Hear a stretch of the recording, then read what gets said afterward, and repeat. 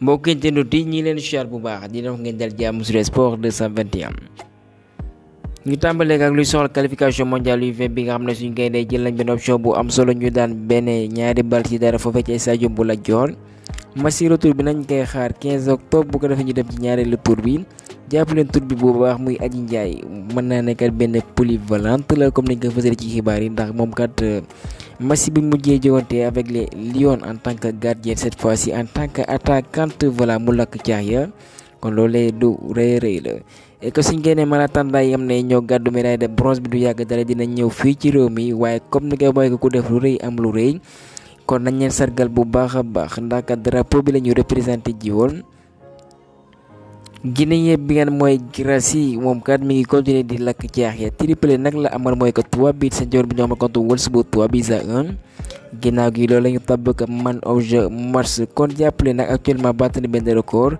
ndax kat ginnaaw gi triplé boobee léegi am na 13 buts ci 7 match yi mu jowante alors que kii nga xam ne moom mooy Lewandowski moo amaloon record bu nu mel ak Bayern ci 7 match yi mu jowante dugaloon na ci 11.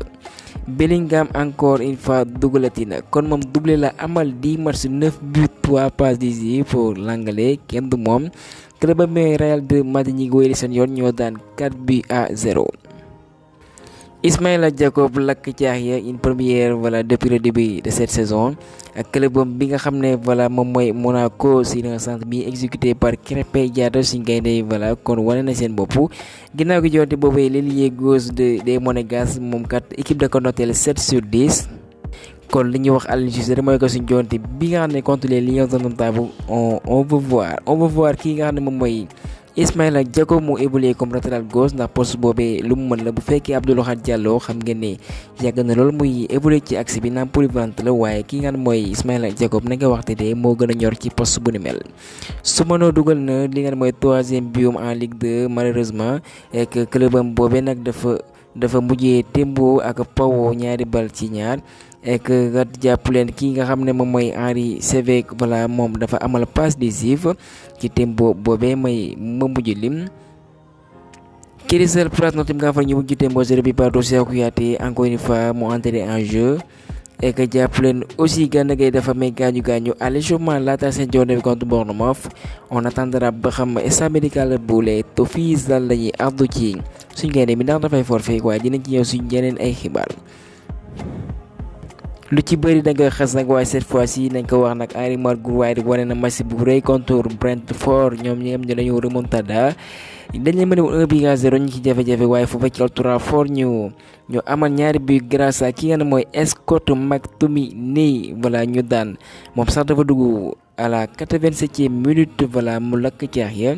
kon loolee moo leen may ñu am ndam 2 buts à 1 gëjoon nañ am ndam nag ouf de soulagement. Juventus de Turin ci derby turinois bi ñoom ñooy mujj daan Torino ñaari bal ci dara club bu vieille dame bi ñu def différence grâce à Gatti 47e minute Milik le polonais 62e minute. Demba Seck moom mi nga xam ne depuis saison bi vraiment régulier na club turinois boobee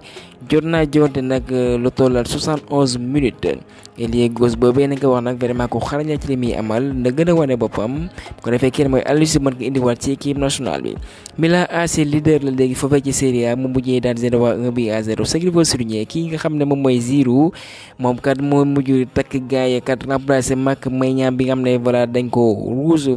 et que Olivier Giroud sax amal na ay arrêt mu def lu rëy.